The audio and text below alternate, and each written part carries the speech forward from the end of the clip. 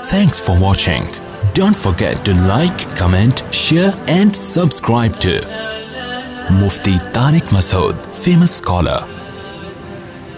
اسلام نے جب سب کچھ ختم کر دیا تو غلامی کا تصور کیوں ختم نہیں کیا؟ اس پہ تو میرا تفصیل سے بیان ہے. اسلام غلامی کے تصور ختم نہ کر کے غلاموں پہ احسان کیا ہے. وجہ اس کی یہ تھی کہ جنگ میں جو لوگ قید ہو کر آئیں گے اگر آپ ان کو غلام نہیں بناتے تو آپ کے پاس دو ہی آپشن رہ جاتے ہیں, یا تو ان کو چھوڑ دو یا قتل کر دو. اگر چھوڑ دو گے تو دنیا میں کوئی ایسا احمق نہیں ہے کہ اتنی مشکل سے قوم پر آپ نے قابو پایا اور دوبارہ لڑنے کے لیے ان کو آپ چھوڑ دو. چھوڑنے کا آپشن نہیں ہے تو پھر آپ سیدھا سیدھا کیا کرو گے؟ قتل. اس کی مثال ایسے جیسے اسلام نے شدید ضرورت میں عورت پہ ہاتھ اٹھانے کی اجازت دی ہے. اگر اجازت نہ دیتا تو آپ کے پاس طلاق کے علاوہ پھر کوئی آپشن نہ ہوتا, اور طلاق میں عورت کو نقصان زیادہ ہے, آپ کو بھی عورت کو بھی, بچے بھی رل جائیں گے. تو اسلام نے کہا نا اگر بہت زیادہ ٹیڑھی پسلی ہے, نہیں سیدھی ہو رہی, تو سختی سے اس کو تھوڑی اطاعت کروا لو اپنی. تو بعض قانون اول نظر میں برے لگ رہے ہوتے ہیں, تو اسلام نے حکم دے دیا کہ جو جنگ میں قید ہوئے ہیں ان کو کیا بنا لو؟ غلام. غلام کا مطلب یہ ہے کہ ان سے اپنی خدمت لو, کام لو, لیکن ان کے حقوق پورے پورے ہوں گے جو انسانوں کے ہوتے ہیں, مکمل تمہارے کنٹرول میں ہیں یہ, اور ان کے یعنی کھلانا بھی تمہاری ذمہ داری, پلانا بھی, تو یہ سب تمہاری ذمہ داری ہے. اور دوسری بات یہ ہے کہ باندی سے جمع کی اگر اجازت نہ ہوتی تو وہ بھی جوان عورت ہے, وہ پبلک پراپرٹی بن جاتی, وہ بھی زنا کرتی, وہ زنا کو پیشہ بناتی. تو یہ بہتر نہیں ہے کہ کسی ایک مجاہد کے حوالے کیا جائے اس کو, اور اس کو کچھ حقوق بیویوں والے دے دیے جائیں. 100% بیویوں والے حقوق اس لیے نہیں دے سکتے کہ یہ نیچرل نہیں ہوتا کہ آپ نے میدان سے جنگ سے ایک عورت کو پکڑا ہے اور آپ اسے بیوی والی محبت دو. یہ پریکٹیکلی یہ ممکن نہیں ہے, سمجھتے ہو؟ عملاً یہ ممکن نہیں ہے. اور یہ بھی ممکن نہیں ہے کہ آپ اس عورت کے قریب جانے پر پابندی لگا دو کہ آپ کے گھر میں رہ رہی ہے اور آپ بولو کہ اس میں اس لڑکی کا بھی, اس باندی کا بھی نقصان, آپ کا بھی نقصان, زنا پھیلے گا معاشرے میں. تو یہی ہے کہ اس کو وہی آقا ہی اس کے قریب جا سکتا ہے, اور اس سے جو اولاد پیدا ہوگی یہ اس کا باپ ہوگا. صحیح ہے نا؟ اور یہ باندی کسی اور سے ریلیشن قائم نہیں کر سکتی جب تک یہ آقا اس کو آزاد نہیں کرتا. اور اس کی عدت کے حکام بھی ہیں, اور نکاح کرانے کی بھی اجازت ہے, جیسے کہ آگے حدیث میں آ رہا ہے. اس کا فائدہ یہ ہوگا کہ جب ایک چیز آپ کے کنٹرول میں آ جاتی ہے تو پھر آپ احسان کرتے ہو اس کے اوپر, پھر احسان میں مزہ بھی آتا ہے. جیسے کہ حدیث میں آتا ہے پھر ان کو سکھاؤ, تعلیم دو. صحیح ہے نا؟ اور اسلام نے اس کو مزید حقوق دے دیے کہ اگر باندی سے اولاد ہو گئی تو اب وہ مزید باندی نہیں بن سکتی, اب وہ مولا کے مرنے کے بعد ہر صورت میں آزاد ہوگی. تو بہت سارے پروٹوکول دے دیے اس کو. پھر یہ بھی کہا کہ قسم کے کفارہ جب تک پورا نہیں ہوگا جب تک غلام کو آزاد نہیں کرو گے. قتل کا کفارے میں غلام کا آزاد ہے, زہار میں غلام کا آزاد کرنا. تو بہت سی سزاؤں میں یہ رکھ دیا کہ غلام آزاد کرو, اور جو ایک دفعہ آزاد ہو گیا قیامت تک دوبارہ غلام نہیں ہو سکتا. تو یہ جو اسلام نے احکام دیے ہیں نا, اس سے بہتر احکام ہو نہیں سکتے تھے. آج دنیا میں کیا ہوتا ہے, جنگی قیدی بنتے ہیں, کیوبا کی جیلوں میں جا کے دیکھو نا کیا حشر ہو رہا ہے ان کا. اور یہ تو وہ ہے جو دنیا کے سامنے آ رہے ہیں, جو انڈر گراؤنڈ جیلوں میں جو قیدی پڑے ہوئے ہیں ان کے ساتھ کیا گزر رہی ہے یہ ہم اور آپ نہیں جانتے. وہ کہتے ہیں کروڑا گنا اسلام کا غلامی والا نظام اس بدبختی والے نظام سے بہرحال بہتر تھا. اس میں سانس تو لیتے نا فضاؤں میں جا کے, آزاد اس معنی میں تو آزاد ہوتے کہ ایک آدمی کے غلام ہے لیکن دھوپ بھی مل رہی ہے, روشنی بھی مل رہی ہے, ہنر بھی ہے.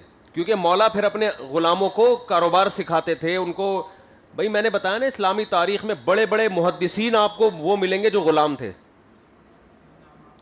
اور پھر مولا غلام کو آزاد کرے گا تو غلام اس کا احسان مانے گا ساری زندگی. حتیٰ کہ اگر آپ کے وارث نہیں ہے تو غلام کا کوئی وارث نہیں ہے تو مولا کو وراثت ملتی ہے, اس کی ایک ریلیشن ہو جاتا ہے, یعنی ایک قسم کا نسب والا تعلق قائم ہو گیا اس سے.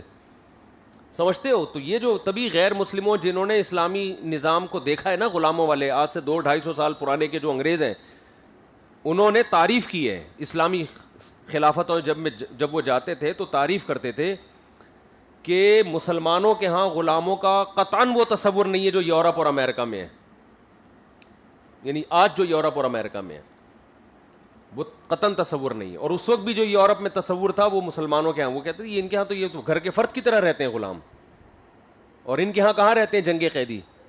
جو ہائی لائٹ ہو جاتے ہیں نا, جیسے ابھی نندن تو ساری دنیا کے سامنے آ گیا نا, اس کو تو نہلا دھلا کے چائے پلا کے رخصت کر دیا. یہی چھپڑ میں اگر گرفتار ہوتا, چاہے انڈیا گرفتار کرتا یا پاکستان, پھر دیکھتے طبیعت سے کیا لگتے, ایسے چترول لگتے کہ آپ کی نسلیں یاد رکھتی. سمجھتا نہیں ہے نا بات کو. تو یہ ہے. چلو آگے. پھر ان جنگی قیدیوں کے ساتھ جو سلوک ہوتے رہے ہیں پہلی جنگ عظیم اور دوسری جنگ عظیم میں, وہ ذرا آپ اٹھا کے دیکھو تو پتہ چلے گا کیا سخت حالات سے گزرتے ہیں جنگی قیدی. اسلام میں یہ نہیں تھا بھائی لے کے حوالے کر دیا, لا بھائی یہ تو اس کا مالک ہے. اس سے زیادہ جنگی قیدی کو پروٹوکول دینا ممکن نہیں ہے. پھر دوسرا راستہ ہے کہ آزاد کر دو. تو اسلام نے اجازت دی کہ بھائی جس شخص کا غلام ہے وہ آزاد کر دے. کس نے منع کیا ہے؟ ریاست آزاد نہیں کرے گی, ریاستیں دھاندلیاں کرتی ہیں, سمجھ رہے ہو نا. آزاد کون کرے گا؟ جس کا ماں.